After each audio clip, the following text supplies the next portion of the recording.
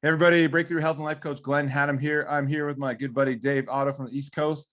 Say hi to everybody, Dave. Hey guys, how you doing? Okay, that was just a mic test. So Dave's a good buddy of mine. We met oh my gosh. 06. 06. Yeah, 2006, yeah. Yeah, we were out in Florida, hanging with Phil Kaplan, and I remember a distinct training we were in, and I don't know if I'm just gonna bring back a moment in time outside of when we tipped that outhouse. But outhouse, Porta John, you call an outhouse? No, porta potty. I remember that shit was funny because that was outside of I think it was a Courtyard Marriott there in Weston. And who was the dude that was in it? What was his name? I think his name was Scott. That sounds right. Yeah, because it was me, you, and him, and I can't remember if somebody else was with us or not, but I know it was definitely us three because we went that night to the Hard Rock, and I think we all got on that mechanical bull or whatever. We're riding around, and I know I got on it, and I almost thought I broke my hand. But anyway, though, I remember we were outside in the parking lot, and you guys pushed it. I might have initiated something. Those were I'm not proud of those years. And yeah, I thought it was crazy. Yeah. And I don't know if you remember this. I don't know if you remember this, but this is where our mindset was back in the days. But we were in a training, and there was this Latin gal. She had all the plastics put in, and her name. I remember her name too. I remember names sometimes. Okay, but go ahead. Yeah. You remember this part of the? See if you remember this, because I know you remember her. Everything was popping out. Lips were popping out. Yeah, she was from Miami. Yeah, I remember her. Yeah, from Miami. And the question was for everyone in the group for trainers, because we were personal trainers at the time. I think I remember this. Anyways, and it was what is your job as a personal trainer? And we all gave our quick answer, and then it came to her, and I just remember Phil was like, and you, and she's like, our job is to get our clients to fuck us. He's yeah, like, that's right. Yeah, that's right. She did say that. He said, "Excuse me," and then all the other guys kept saying, "Could you repeat what you just said?" And all the girls were giving us bad looks because it was just too. Yeah, I remember that. Yeah. She's trying to say focus, but yeah, it was but her accent, because I think she was Colombian. Yeah, Fernanda, I think was her name. Yeah, I shouldn't be throwing that out there, but anyway, that was yes, Fernanda. So here's a shout out to you. We remember you. Many years later, special moment for all of us. Yeah, I don't remember what I said. I probably went into some long-winded explanation. Well, you and I, because go ahead. No, go ahead. You and I clicked a long time ago, and stayed good buddies ever since. We've been on the phone constantly, going through. I mean, I think you stayed out there, worked out there for some time, shot over to Southern California, to San Diego. Yeah, got a wifey, found the woman of your dreams, locked it down. Gosh, I remember visiting you out in Southern California as well too, out there on a road trip. That's the funny. Maybe we should say that's a funny story. I don't know if that's relevant to our conversation. But that was funny. But you and I always have a good time, and we always also we always go for the jugular with each other as homies, as brothers. We've always just we've questioned each other's nature, and to understand each other better, and also we always share really deeply the most humiliating, embarrassing shit about each other. And call each other on our shit. I mean, that's what we got to do. Yeah, so we're not very good like yes men with each other. We're just to grab your sack and frickin' So yeah, we've both been through our Sure. I'm cutting you off. I'm sorry, but I want to credit and thank you though, because the reason I think this relationship in a lot of ways has stayed the way it's been the way. I don't know. It puzzles me and it fascinates me at the same time. Is literally we've really met in person only twice. Because we hung out for a brief period when in 06 in South Florida, you didn't take that job. You got offered. You didn't take it. I took it. I was staying there for 2 weeks. So we saw each other for however long you were there for. And then you went back to Colorado. And then, the last time I saw you was it was in 2000. I want to say it was 09 in San Diego. You were there, I think, for a wedding. And it was just before me and my wife got married. Yeah. So, but I credit you because you would call me, man. You'd call me periodically, see what's going on, how we're doing and all that. And I'm not always it's usually if I have a relationship with somebody, whether it's a good friend, a male, or, it's like if we're buddies or bros, whatever it is, it's like, I'm not the one to usually, there's that dynamic. You were the one that kept that dynamic. You were the one that, always would make the calls and such. And now it's kind of balanced out. I think I call you sometimes to see how things are going and we check in on each other. Like, what? Yeah. What do you want? Yeah. Why are you calling me? Wait till I but call. now you're getting to be big time. So, but I'm proud of you, man. I mean, I've watched listened to and watched your struggles and, and then your tribulations and what you're going through and, and see you at this point here and having, really, I think a lot I had to do was cutting out that toxic cancer you had in your life. You know what I'm talking about? And, I mean, moving forward, a lot of people don't know that story, man. They think just big Mama Luke, super fit dude, got his shit together, and they don't know they don't know that it's like you look at, I try to tell people, these days, I'm like, you see what's going on with Johnny Depp? I mean, she didn't shit on my pillow, but my insides definitely got crapped on. And when you're in it, it's just like, man, like nobody gets it. Nobody wants to hear about a dude whining about his shit, and going through stuff. But you always were a good bro, like listening in and trying to reflect the mirror back to me. He's like, you got to see this. You can't see this, and you'd always hear me like coming from this like heartfelt place and good intention, and you're like take your nutsack out of the grinder. It's like, yeah, right. And and you would do the same for me, and you do the same for me too, man. It was like it's funny that I'd be going through tough times or whatever I was going through, and my phone's ringing. There's Glenn Hattem. It's like shit, it's just like we were always it's serendipitous in that kind of way, It's just like so there's something there, you know what I mean? And I think most people can relate to that. They have that one friend, or it's. I can count on one hand who I have as close friends in my life, and most people can say the same thing, whether, how, successful or famous they are, it's like they really get that close knit, and I consider you one of them, Absolutely. So, I mean, it's, when you get a phone call from somebody at a time when you're in the fucking dumps, and it's like, you may not want to talk to them at that moment, because a lot of times if we got shit we're holding on to or we're going through, whatever it is, you don't want to talk about it. I mean, but part of you says, pick up the phone, and then you do it. And then, it's hard held to account. It is, as men, we're like, oh shit, I'm going through right now. Like nobody wants to hear my shit, and like I want to come out when I'm a rock star again. I'll show up when everything's going great, and I got things right. Yeah, exactly. No, and I go through that too. It's like I don't want to. There's certain people I don't want to talk to unless like I feel like I got I'm on top of things. You know what I mean?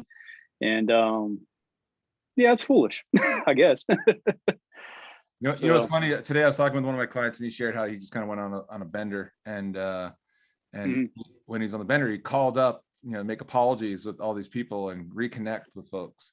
And then the humor of the story was like, he's like, and then my bender, wore off, and I was done with it, and I couldn't get a hold of these people, of course, during this fucking moment I was having. No, of course not. And he's like, now my message machine is flooded with all these people. I don't want to talk to them. Yeah. Because in that moment he was ready to freaking spill his guts, and he was getting off of his guilt, but then the shit creeps back up, and he's like, oh shoot, these people want to talk now. It's like these, like back in the day you were talking about, like with men, these conversations really wouldn't happen. Maybe they did, we just didn't hear about it or know about it. Right. So I mean, I guess we could delve into the whole conversation about masculinity and where all that's at today. I mean, everything's fair game today. It's a crisis, man. I mean, it really seems to be. And I've, gone through my own personal experiences with, even being married, been married 13 years. And it's just, these are women will never know the internal battles that men have to go fight. And that's what we have to do. It's just that we're not only going to war with ourselves, we're going to war with whatever it is that's out there in the world that we have to deal with as well. So, and we're on one hand expected to be able to handle that. And quite frankly, on one level we should, because, I guess if I think of generations past, I kind of look to those men as examples. They just grabbed their nuts essentially, and they just did what they had to do. And then now as things have become more feminized, we've all bought into, the big lie, I guess, so to speak, and that, men are supposed to be more emotional, or, wear their emotions on their sleeve, be more vulnerable. And You know, especially in being that way with women, thinking, okay, well, that's what what the woman wants, and That's what we're she's going to do asking this for. for That's you. what she's telling Is you. that what she's asking? Yeah, and that's actually not the way I've learned. It's not the way it actually works. You know, so one woman is not attracted to that, actually, regardless of what she says. So you can't always listen to what they say. It's really, you know, how do they respond? How do they behave? So that's been a big eye opener, you know. So because there's a part of me that wants to just be weak and be soft, you know, and just wants to just give in to the feminine in a sense. There's that part of me that wants to do that, you know. So there's a certain percentage of that you allow, to a certain extent that should be expressed, and there's a time and a place for that. But that doesn't mean that is that's the goal. That's not the goal focus. Now, a lot of men are completely in their heads and shut down and not bringing their presence. So they're on the other things. So. Oh, I've been in that place a lot, dude. I mean, I'm an overanalyzer to no end on a lot of shit. So if I'm stuck in my head on something, it's, see, the interesting thing is that I think what was taught in the past, or at least how the way men were brought up, was that you stuff down emotions, and that's how you dealt with them. Right. I can my father is a prime example of that. It's just if it's out of sight and out of mind, for him it doesn't exist.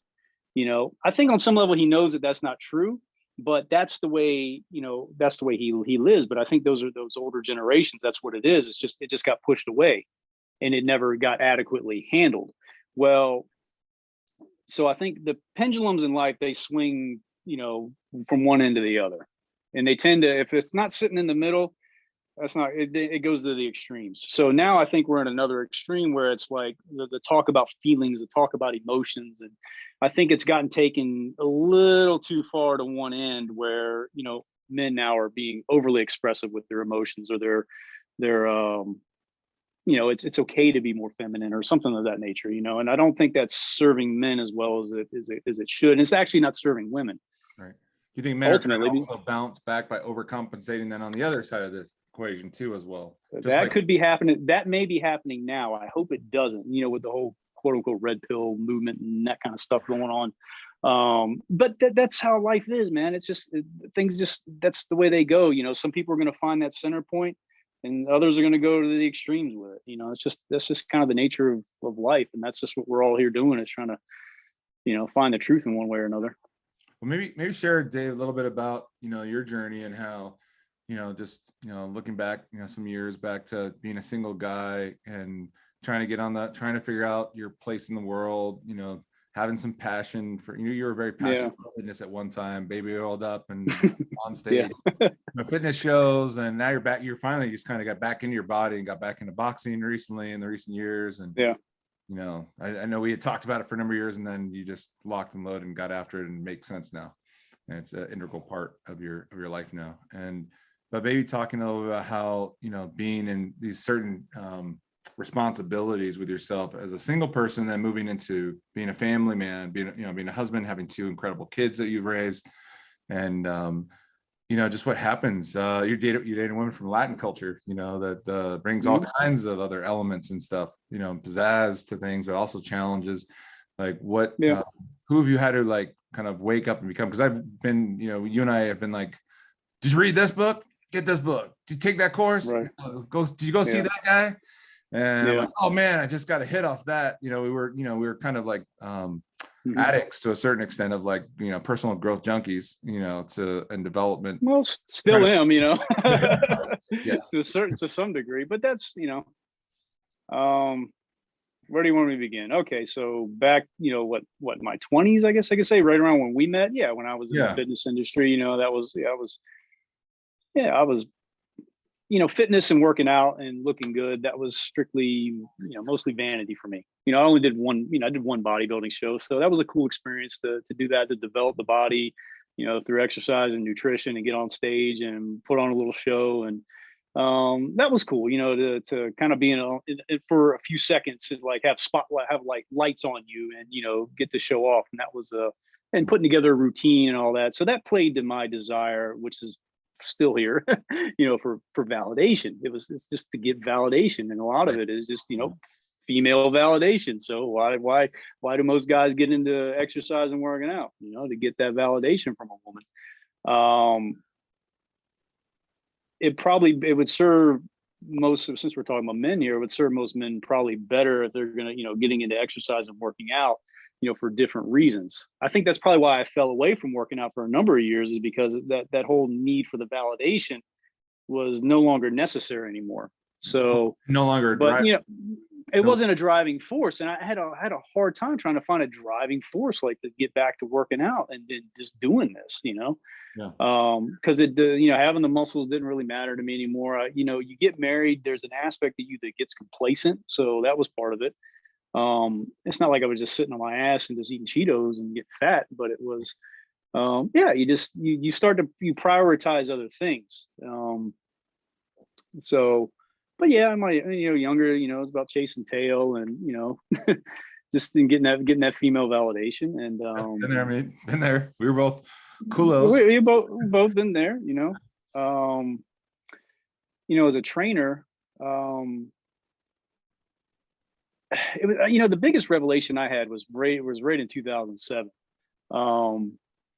When I realized that, because I was really passionate, like you said, I was passionate about helping people and helping them get fit, and and you have to deal with so much as a trainer, obviously. If you're gonna do it well, I mean, there's a psychological component, which is huge. There's a physical component, nutritional. There's all those factors there. But I was driving my clients, but what I realized is that, man, I'm like this with my clients, because I want them to make me look good. I was like, that was an eye opener. I was like, gosh, I'm that selfish. I'm shit. So right about that point, it was like my desire to be training and working out, and it was getting boring. I was just getting tired of it. And then I think a pivotal moment was where I had an experience with a client. I remember sitting down and talking with her, and coaching her essentially, because she had like body image issues. And this is actually, she was a somewhat of attractive woman. I mean, she was very fit and thin. She couldn't gain weight if she tried, but she was very insecure about the way she looked. She said she'd walk around her own home with like a sweatshirt around her butt, and whatever I said at that time, or whatever we had talked about, helped her in some way. And that was like an awakening point. It's like, wow, it's really what's going on up here. The work, taking people through the workouts and doing all that's an important component, but everything was going on up here. Everything's in so training clients and all that, just excuse me. Yeah, got old. So that all coincided, and that coincided right about when I met my wife. So that was big turning points. Change of direction, because now you're going from helping everybody, focusing on everybody else who's paying you to get results, and you're like, it's real simple as a technician. Like, here's the things you need to do with your exercise and your nutrition. You'll see results, and but they've got this storyline going on in their heads, and you realize the work that you're doing is like more psychological work. And so people aren't really going to change unless they're ready to shift that story and that belief system that's inside them. And most people aren't. Most people are like really hooked, and that story is real juicy and it's really old. And like, and here I am, I'm just like, hey, do 5 of these or 200 of those. And you're like, but they're doing 5 million of these all day long in their head. You're like, this person's working against me.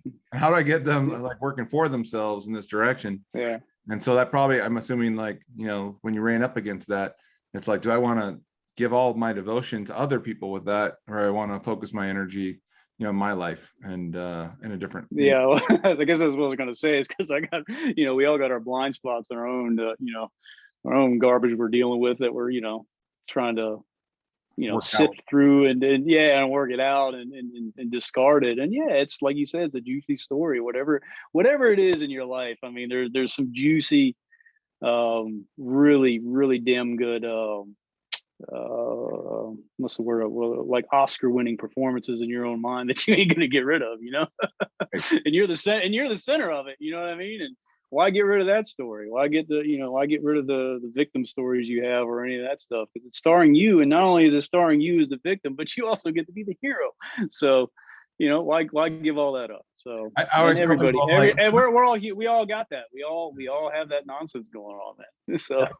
Like that's the thing, is like, everybody's a hero of their story. I don't care if like you want to try to convince somebody else that they're doing something wrong. It's like, they're the hero in their story. Hitler was probably a hero to himself. He's like, I'm the hero. Well, he was, he was, and he was a hero to the German people. Come to find out, that's a whole different topic. But I mean, it's fascinating because, you know, those people believed in him and believed they were saving the world. I mean, can you really believe that? I mean,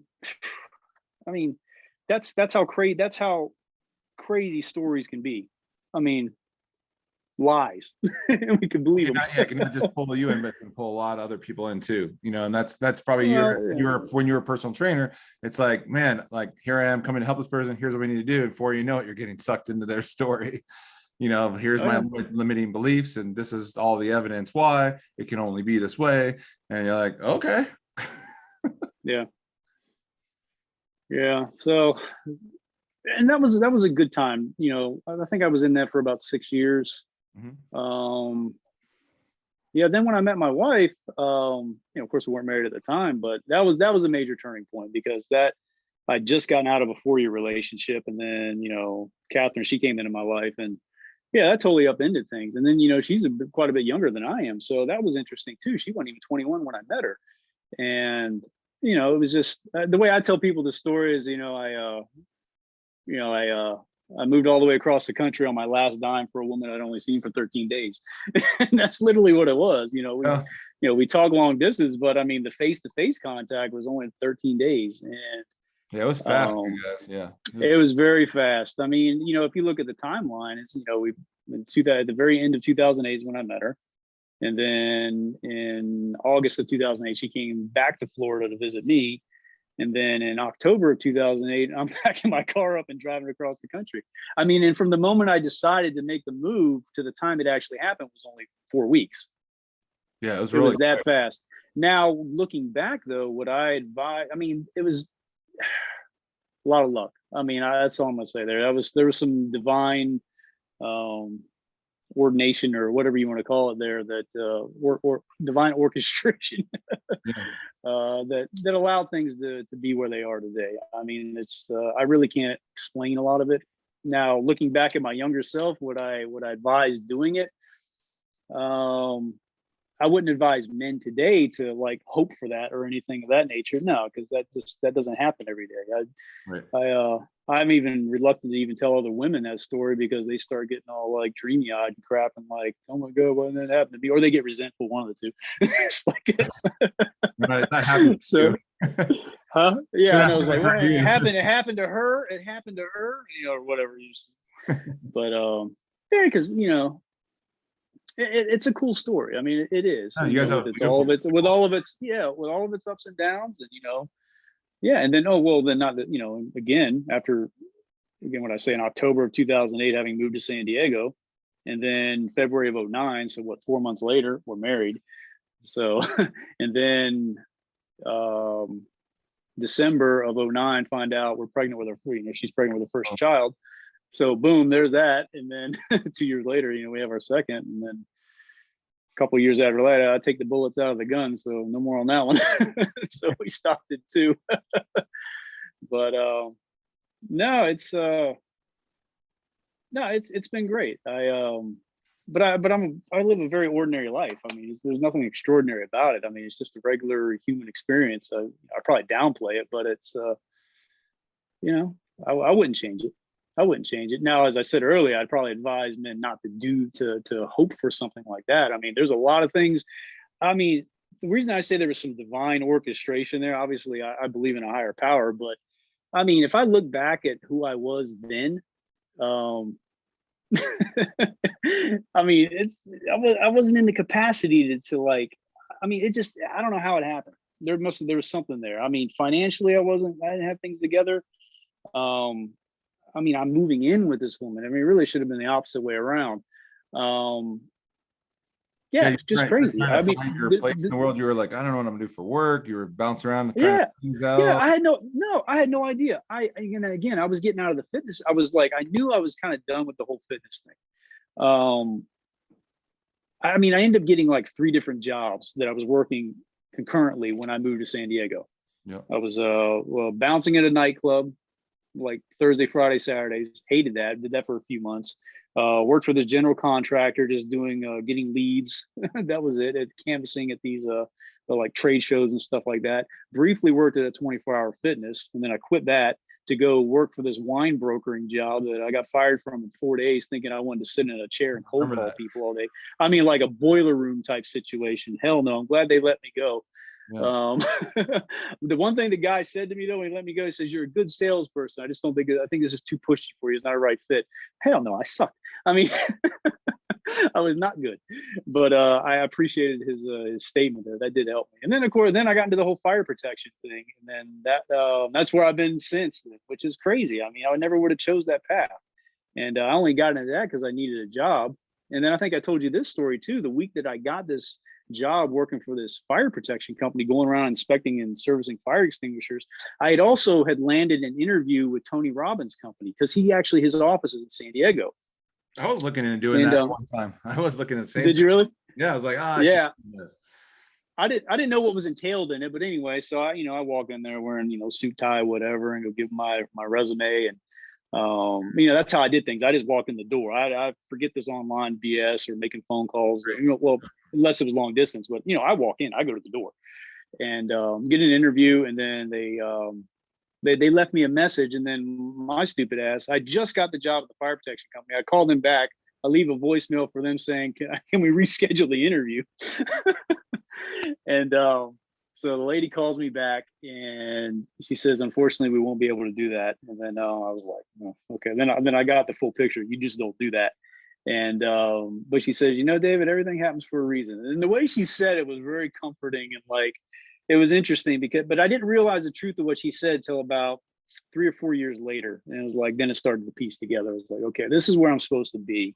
It's not a glamorous thing what I do by any means. It's definitely its quirks about it, but it's enabled me 13 years later to start my own business and get out there and do things the way the way I want to do it. I don't have any employees. I just work by myself, so don't consider myself an entrepreneur, but self-employed, and that's fine by me.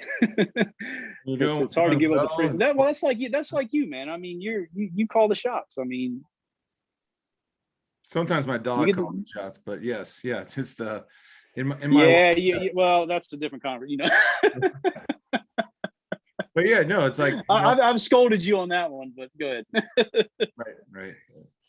Well, yeah. I mean, sometimes we wanted to find a way that we can move through the world in a way without, I don't need any validation. I don't need someone telling me I'm doing a good job or a bad job, or tell me how I could be doing it better. It's like I pay attention to those things. I listen to those things like you do. You listen to feedback, and you're listening to what's working.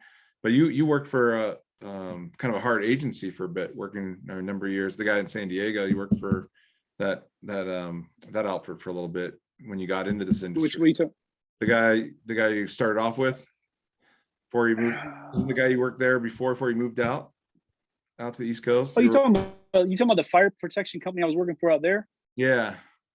In San Diego? No, that was great. That worked out well. That one was great. The next one then. Oh, the one when I when I moved to Charlotte. To Charlotte. Okay. When I moved back to the East Coast here in North Carolina. Yeah, when I got here. That was brutal. It was brutal in the sense that I didn't have the same level of freedom and autonomy that I was so used to working for the other company in San Diego. And for whatever reason, that relationship I had over there on the West Coast with that particular owner, who was a woman, who was a tough Italian New Yorker from Queens, for whatever, and she was a control freak, but for whatever reason, gave me, the freedom to do not everything I wanted, but I mean, just it worked out, man. I'm really grateful for that situation. Yeah, I learned a lot from her. I learned a lot. I've learned a lot from doing this type of work. So, everybody talks about chasing your passion, and sometimes it ain't gonna work for you like that. I'm not passionate. I mean, I can't say I'm passionate about the type of field of work that I do, or endeavor, so to speak. But I think what I do enjoy is like that I get to meet and interact with so many different people, and I see them usually only once a year.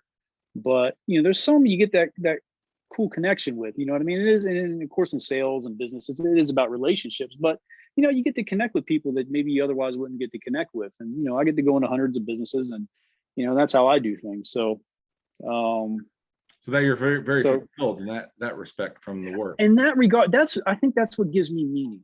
That's what gives me a sense of purpose in that manner, because, you know, it's like, you know, Viktor Frankl's famous book, Man's Search for Meaning. You've read that, right? Yep. Yeah. So it's, I think that's required reading, to be honest with you, but that's what we're all here striving for, is some sort of meaning in life. And, you know, you may not find that thing you're like super passionate about, but, you know, if you can find what gives you meaning in whatever it is you're doing, that's somewhat fulfilling, then I think you'll be fulfilled. It was like, I don't know, I want to talk about you for a second, because this reminds me of those times when you were going on your roller coaster, and you wanted to get out of what you're doing now. And you kept describing as like, man, I'm getting back on the stripper pole. Yeah, keep going back to the coaching. I'm like, oh man, keeps. And I kept telling you, man, you need. I know I kept telling you that too, but I know it's not like I'm patting myself on the back here, but no, it's just. Well, at some point with anything. I think I lost you on the mic. No, can you hear me? Yeah. I can hear you. I can. Hang on, man. I lost my Bluetooth. Okay. I can hear you though. Okay, good. How's the sound? Yeah, I can hear you good. Okay. Sound quality is great. I know you're just talking about just how at one point I wasn't trusting myself. I kind of went through a phase like everyone does with any career. You just like, you get burnt out and you go, just because, you know, I remember like always, like, I think we had some conversations like I had with a lot of other good friends that was just like, just because I'm good at something doesn't mean I have to do it for the rest of my life. You know, and I'm like, I'm going to do sales and make money, you know, and I'm going to do this thing. And you know, I was being influenced by some other dynamics that were going on, but at the same time, yeah, like you just kind of going back to what you were saying. It's like, you don't necessarily doesn't have to be the thing that you're most passionate about, but something just is serving you, fulfilling you. And like at the time I was like, man, I sure love like these steady, you know, paychecks every 2 weeks.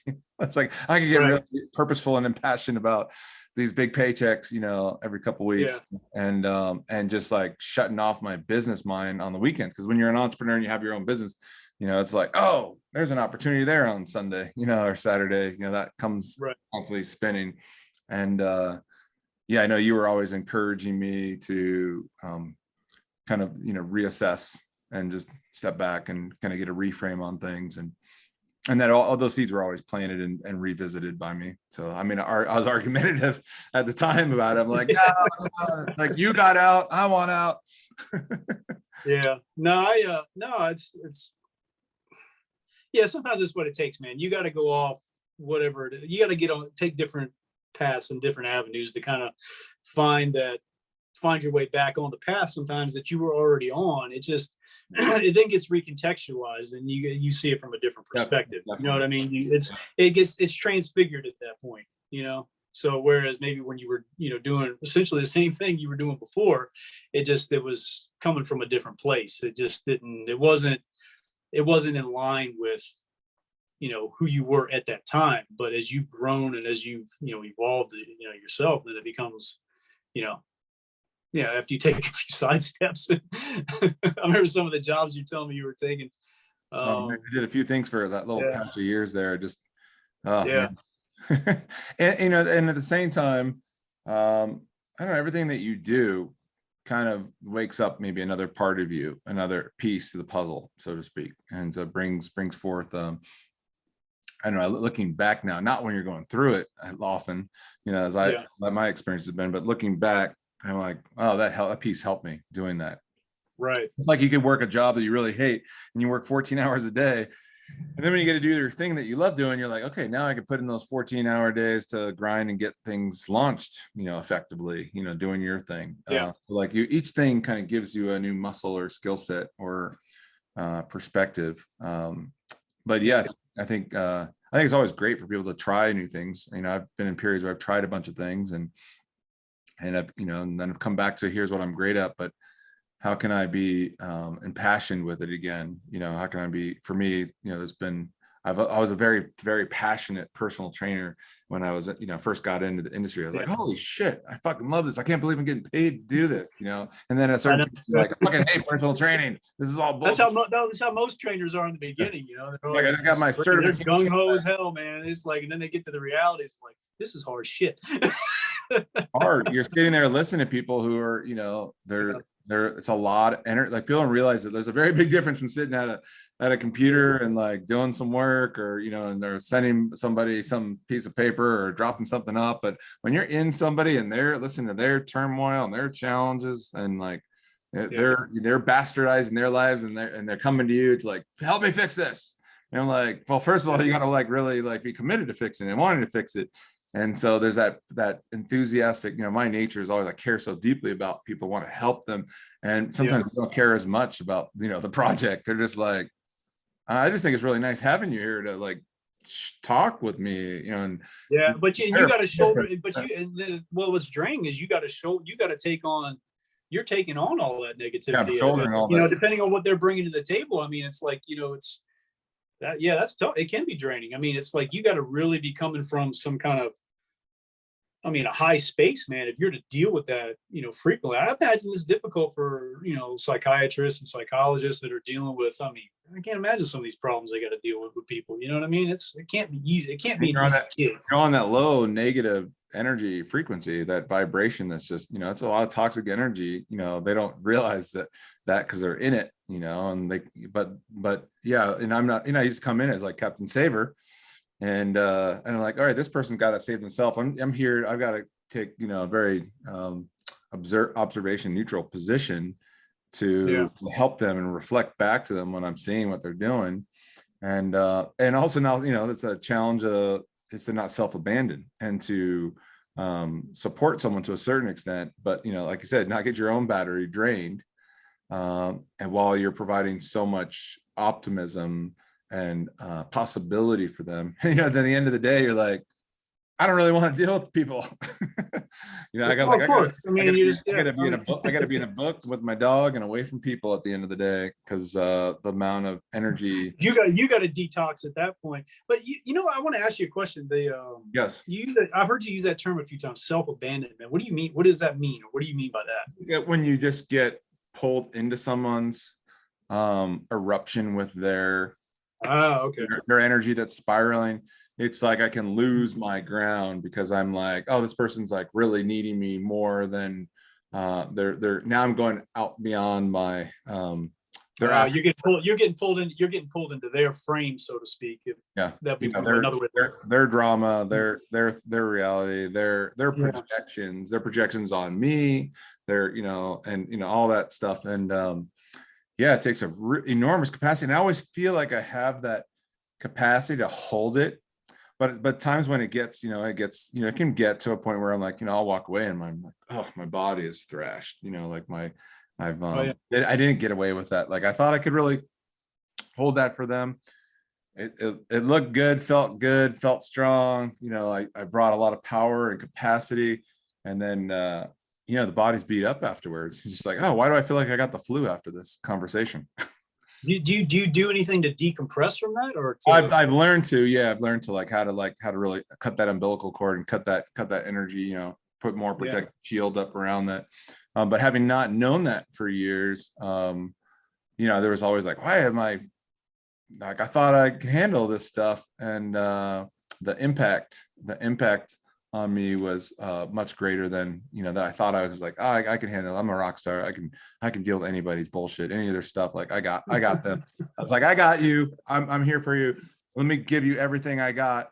And then afterwards, they're like, oh my God, I feel so much better now. Thank you for staying the course with me and working this out and going above and beyond. Stay here for. And they just handed you a bag of shit that you got to walk home with. Yeah, I'm walking home with a bag of shit. You gotta figure, where am I going to dump this? There's not a dumpster in freaking 100 miles. What am I going to do with all this shit? Of course they feel better. They just dump their shit. Of course they do. Yeah, well, that's your receptacle for their shit. There you go. Just be yourself as a toilet, but as long as you know where the damn switch is to flush the fucking thing. And then it got to a point where it's like, hey, this is your shit. Sit in your shit. You're trying to dump your shit on me. Right. Right. You're creating this. This is your stuff. This is your stuff you're not dealing with. If you're not dumping it on me, you're dumping it on the other people in your life. Well, you gotta give that. Well, you gotta let them see that, hey, you're your own freaking toilet, and and you gotta show them where the lever is to flush the damn thing. So they don't even know their own fucking toilet. That's all of us, though. That's all of us, man. That's all of us. Shit. That's all of us. Yeah, they'll be swimming in a pond of, shit, and there's this, all, and that around there. You throw them a life preserver, and it all looks the same to them. It's all, don't know where to grab, don't know what to. Yeah, that's all of us, man. Yeah, especially when we're stuck in like a real negative emotion, man. It's like, the mind is just flailing around, man. Doesn't know what to do with it. So it's like, you need to have the tools in order to, to hold it, not only handle it. It's just like just the other day, it's like, I'm dealing with some garbage that came up like literally in the middle of the night. And I'm trying to sit with it for like an hour or two, man. I couldn't even go to sleep. It's like, the mind will just run stories and do all sorts of crap. And excuse me, but it ain't easy being human, man. For now, it ain't an easy gig, man. I mean, you got to have moments like this where you talk about it and kind of laugh about it, and but when you're in the shit though, it ain't easy to laugh about it, And of course you get to play the victim at that time. That's a huge payoff. This happened to me, and I had nothing to do with it. Yeah, you blame, you project, and a lot of times, what I'm discovering too about going through a lot of this, at least lately, what I'm having to handle is like, the self-condemnation and all that. It's almost like, if I'm really reflecting and contemplating on it, whatever I'm going through, it's like, really, I'm attacking myself. That's been the hardest thing for me. Is this the hardest piece when you finally look at yourself, you're like, oh shit, it's not about them. It's like this, I'm allowing this to go on with me. What is it that I'm the only place that I can dissolve this issue. It's in me, in me. Right. And so what, we talked about this, about like, just like narcissistic supply, it's like I was walking around for a while, like this big sign in my head, like, get yours, and I'd attract these women in, and you'd have to watch. The sign says what? Get yours. Get yours. Get your supply right here. Get it here. And I had to realize, like, I had to unwork and like really look deeply to what was hidden, some old ancestral shit, and some old traumas and some old bullshit that I needed to clean up some stuff within myself, so that I would not attract and be, there's no sign right there. They're like, oh, that person's got nothing for me. Like, then just walk on. Right. So otherwise it's like, you give your power away to like, this person did this to me, and, and this thing happened. And it's like, no, it's not happening. It's like, you're creating it. It's like, you're creating this mess. Like, and that's an ugly, hard place to be for all of us. But that's the place to begin, is like, you are creating all this bullshit. It's all going on in your head. And then you're proving it to be true and creating situations in your life and circumstances, and to prove it back to you, because you got stuck on some story, some broken record playing. And so I think it's really important for all of us to shift your focus from an external focus of things happening and that are frustrated and disappointed, to like, that frustration, disappointment is in yourself. Well, talk about this though. So what's your take on the difference between, as I notice, I can get hung up in a trap, and I'm sure this happens with people, but as far as the difference between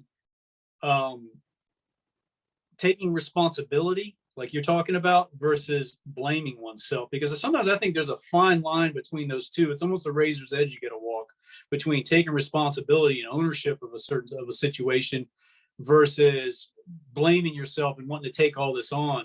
I think the blaming yourself, like, that's just another scapegoat. That's not taking responsibility. That's you you trying to get fucking people to feel sorry for you and tell you you're wonderful, and and get some other form of, like, I do that every day, damn it. versus tell me I'm great. Tell me how good, how great I am. No, so you're like, oh, I'm a piece of shit. I'm so bad at this. Like, no, you're not. No, you're not. You're wonderful. You're not seeing the fucking beauty. I created all this, but I attracted this person into my life. it's just like, but you can, it's interesting how the ego, the narcissistic mind, so to speak, it can twist those things. It's like, oh, I keep bringing these people into my life. I know what I'm doing. I'm doing all this shit to myself. But they get hung up in like, it's like a covert, like I'm trying to take responsibility for this. But I'm not. And when at the same time, you're really just putting yourself further in the shitter. It's just, right.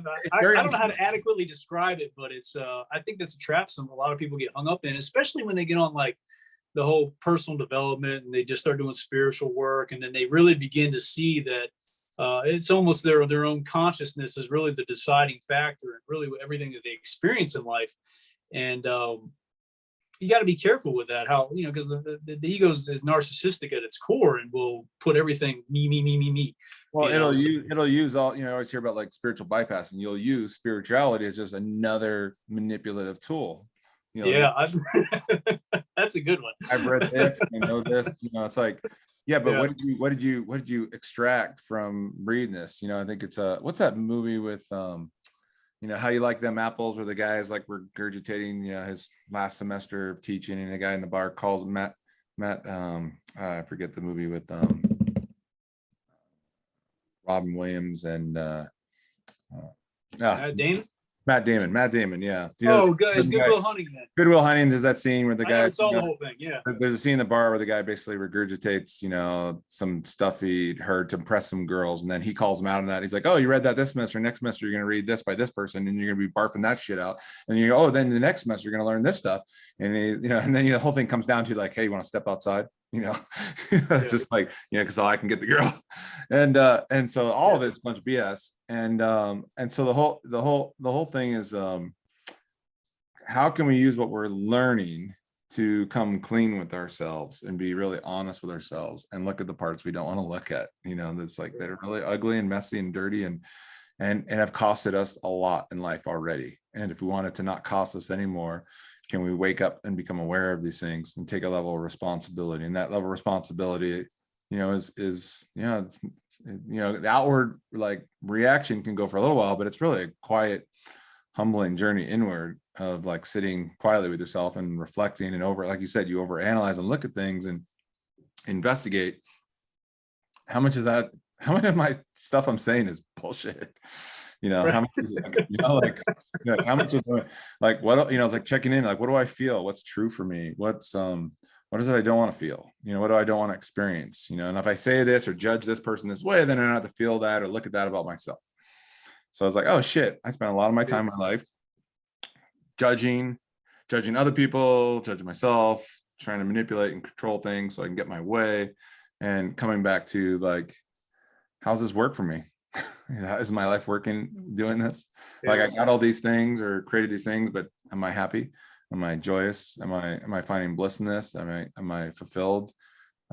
So even through like, the work you're doing right now, you're like, hey, it's not the most like exciting work and stuff, but at the end of the day, I get to go and like be with people and have connections, and having connections with me. You're a people person. You value a certain extent of that people connection and experiences. And yeah, it's not an exotic job, but at the end of the day, like, it provides a lot. It provides for your family, provides for you something to continue to grow and do in your own way. And I think pays the bills, puts food on the table, and you do a couple things with it. You get to live. So it's I mean, if you got, it almost, in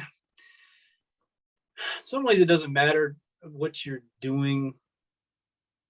I mean, if it provides fulfillment, you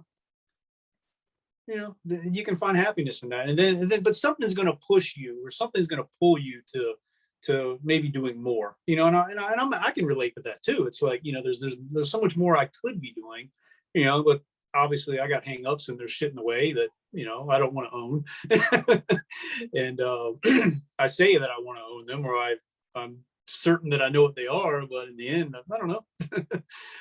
So we all got our blocks and our our own shit we got to handle, that it's going to help us, kind of, cut an anchor somewhere. It's like we're a cork floating in the sea.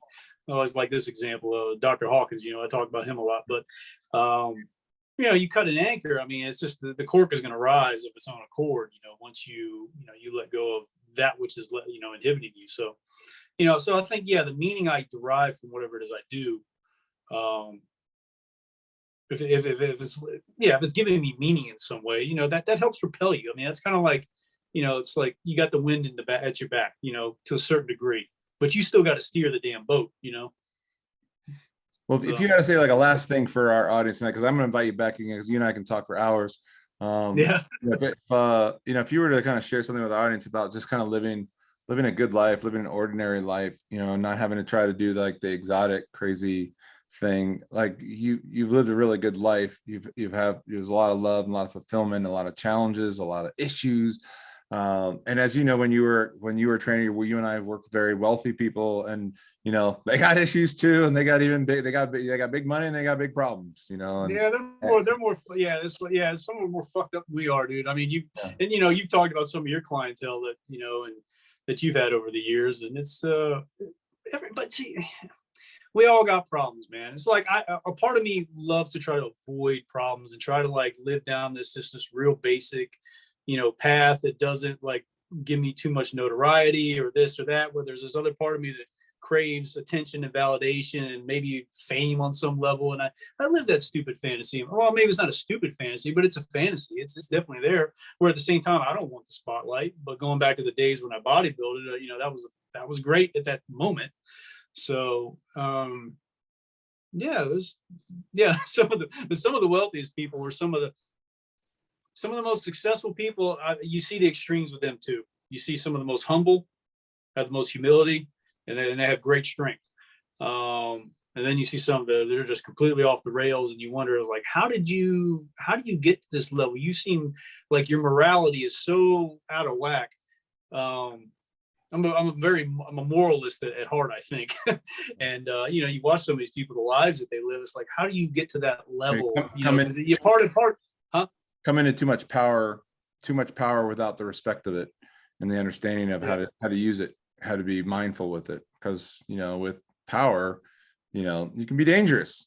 With awareness, great responsibility. And maybe, and if I think of, because I contemplate this all the time, it's like, if I were given that, it's like, there's a part of me that is scared of success, or great success, let's say, success in the sense that, again, am I going to misuse that? You know what I mean? And so there's the fear of failure, but on the other side of that, there's the fear of success too. I think a lot of people deal with that, and whatever level that they're at, there's some degree of that. So wherever you are on the staircase or the ladder, so to speak, how do you find that balance, and how to stewardship, let's say, of the wealth, and let's say you got a business, and that which you've been given, so to speak, you've built that, but it's at some point you got to realize it and say, you know what, this has all been given to me somehow or another. Because if I look back on even what I have with just the little business I have personally, the wife, the family, everything I have, it's like, how the hell did all this get put together the way it did? And it's by no means perfect, and I'm a freaking perfectionist, but it gives you moments to be grateful for what you have, because it's like, dude, how the hell how all of this shit work out? I don't know, man. Sometimes it's just easier just to give thanks to some higher power up there and to say, you know what, I ain't got it all figured out, I guess. It's like you pray for your food, over your meal. At the end of the day, it's like, dude, if you tried to put together the totality of that meal in front of you and what it took to actually make that meal, all factors considered, I mean, it's infinite. And go back to, I mean, you got rice, you got chicken, you got vegetables, and all that. So that's life in itself, man. It's like there's something there that's I don't know, that's operative, man, that I think we have to put some kind of faith in. I've been an atheist. I've been all over the map. So, but we won't get into that talk. We won't get into that talk today. But anyway, would you ask me about what I would leave people with about living an ordinary life? All right, folks. Atheism and being ordinary. There's nothing. I've heard it said that just even to live an ordinary life, everybody's striving for all this extraordinary, life. But and again, I will beat myself up because I'm not at XYZ level.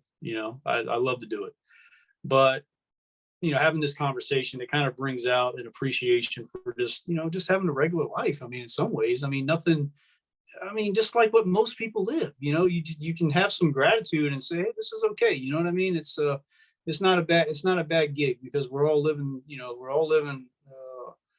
the human experience, so to speak. And we all go through our challenges and our trials. And some of us may experience those on a physical level with, actual events and things. And some of us, man, like I know you and I have dealt with a lot of it just on a psychic level. Like you got so much shit in our heads, man. It's like, trying to just deal with that in and of itself.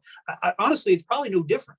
It's no different than if, you got the tragedy that's happening right outside of you, next door that you got to go fucking handle, versus whatever, you're sitting with in the dumps, like people with depression or whatever. I mean, they just, or people that battle anxiety and stuff like that. Someone that's never dealt with anxiety has no clue what somebody is going through with anxiety, just as, let's say, somebody that's deep in the dumps and depression and apathy.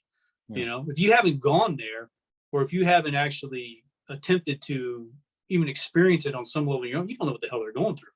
Yeah. So yeah, I think when you face someone who's been through something that you've been through, like I had a period of that suicidal ideation. I didn't want to kill myself, but I wanted to be, I was like, if I can't figure out this fucking problem and solve it, figure out how to get the hell out of here. Hey, I don't want to. Hey, did I ever tell you if you're not contemplating suicide at least once a week, you're not making progress? Yeah, when you're getting like stretched to like, yeah, that out of that pit, of despair. Yeah. And especially having a business, business, I always tell people like entrepreneurial, right? Most of us know is like, oh, I got this great idea. Oh, it's a stupid idea. Oh, it's going to work. It's so not going to work. It's like, what the hell am I doing? Oh, I know, and it's like up, down, up, down. And then there's somewhat of a upward trajectory if you're on track, and that you just got to trust that part of the process. But there's there's an experience that, when you are face to face with someone who's gone through something brutal, like you've gone through those sensations, those moments, and survived, and you can let somebody know they're going to get through it. Like the work that I do is like a lot of, much as my heart, is being there for people that when they don't seem, you're just not seeing clearly, you're kind of in that delusion at the moment, you're hooked in it, and it's spinning, and you can't hear what people are saying. You can't trust that people really do want to have your back, do want to support you, do want to care about you, but you're just like, it's me against the world. It's like, can't trust anybody, F everybody. Cause it's just like it's like, I don't know, whatever I'm saying is just falling on deaf ears. And when you come across someone that's in that place, and you can show up in life and go, you'll be all right. I got you, we'll figure this out. I'm here. Yeah. I'm not judging you. There's nothing wrong with you because you're going through this thing. That's sometimes that's what it takes. Yeah. Like someone to say that, hey, you'll be all right. You can handle this. And and that has to come from a place of knowingness. I had an experience back in March. It was the last time I went snowboarding here on the ice coast, they call it. And so I went with a buddy I boxed with. He's born in Russia, but he moved here when he was 18. But anyway, been snowboarding his whole life, and I've only been like 6 times. Well, we get out there, it is straight ice. I mean, it is ice like as hard as the freaking concrete outside, right? And I'm nervous as shit, bro, because I hurt my shoulder early in the season, sprained it, and then I had a few big times out there. But I'm a newbie for the most part. But I can get out there and ride. Yeah. But so we get up on the lift, and I remember I was nervous, and I remember asking him. I said, so which one which run are we, what's the best run for us to take? Because he had been to this resort before, I hadn't been. Okay. And it was funny because he looked at me, and it was just this calm confidence. He goes, I'll show you, but it was the way he said it, and I knew right then and there where it was coming from, and it gave me a sense of like, okay, I can get this too. And even though I'm still like, I'm sitting there, I'm getting in my bindings and shit and ready to go down the mountain, I'm still nervous. But yeah, you managed to handle it, man. I mean, it's straight ice, and, you was able to do it. But again, it's like when you're with an individual that has traversed, or they've been through that fire, and they've experienced it out. Okay, then that individual has a greater capacity to help another human being versus the one that simply read about it, or the one that's actually, that just has the book knowledge about it. And No. I mean, again, it's about having the real world experience, so to speak, and actually having actually gone through that experience on the level of consciousness itself. Yeah, they're able to bestow that reassurance in a very no explanation, just I get you. Right. It's communicated non-verbally in a sense. There's I don't know, that's kind of a different conversation, but that to me fascinating that, you know, that people can have that impact on somebody like that. That transference, yeah, that kind of transference. I mean, you probably take like a guy like Tony Robbins, for example. I mean, it's like, you know, through his whole life experience and his training and everything that he does for everybody. I mean, I've never been to one of his seminars or anything, but if I had to guess, he's performing the miraculous probably on a daily basis. He's been there on some level. So, you know, you get those great individuals, and those are the people we look up to, the ones we learn from, the ones we follow, the ones that, you know, yeah, they're the flag carriers. They're the ones that are, you know, they're out in front. They're the ones kind of pulling a lot of us along, man. And we're all moving up the, the staircase together, you know. It's like me and you, man. We've kind of gone up a similar path. It's like you'll get up here and you pulling me up a little bit, and I might get up a little bit, I'll pull you up a little. You know, it's how it all works out. I think that's where like that divine, the miraculous occurs when we're with others that are just a little bit further ahead of us. You know, like they can kind of give a little bit of the lay of the land and reassure you that I've been through this. I got through this, and like I'll give you the cues. You know, like I'm like, if you got questions, like I can answer them. Like that. Well, I watched one of your podcasts with you were talking about your rock climbing experience, man. That shit was crazy. Yeah. I mean, how the fuck do you go out and go do that? No experience whatsoever. I mean, it's I mean, again, talking in the context of what we're talking about, like with you know, the guy that you went with. Yeah. I mean, that's insane, bro. Yeah. Well, yes, I think all of us have to do our crazy, and you don't have to necessarily do my crazy, you do your crazy. Correct. Yeah. And that's the thing. And we need others. You know, like I said, I needed a guide. I'm using the same guide. We're going to go do this, you know, climb the Close Encounters rock here in a couple of weeks. And that's like a whole nother. Don't fall. Don't fall, man. Thanks, man. Please don't. All right, I'll listen. You got too many people to help. You know what? Now I'm going to not do that. Well, you can cuss me out later for saying that. I'll do that moment and be like, Dave, you're in my head. Well, I'll definitely carry you up on the rock with me and all the support from everyone. And I think I'm going to wrap it up with us today, because you and I, it'd be miraculous if we got off this call any sooner. But we will have another one. This is a first of many. And just love hanging with you, brother. Appreciate everybody chiming in. Hopefully you picked up a couple things. Just be a little gentle. You know, the conversation today is a little different than a lot of the other podcasts, in that I just want you guys to be a little more gentler with yourself, and like what you got going on in your life right now is what's supposed to be, and it's all right, and it's good. And yes, there's some issues, and there's some challenges, there's some disappointments, there's been some setbacks, and at the same time, this is the beautiful part of life, you know. And Dave, you have a beautiful wife, incredible kids, a great home, got a dog, right? Got a little dog, and I got a dog. Yeah, I got a dog. I made it. Yeah, he's got a dog. He's got a picket fence. You know, he's like finished product. You know, bullets are gone.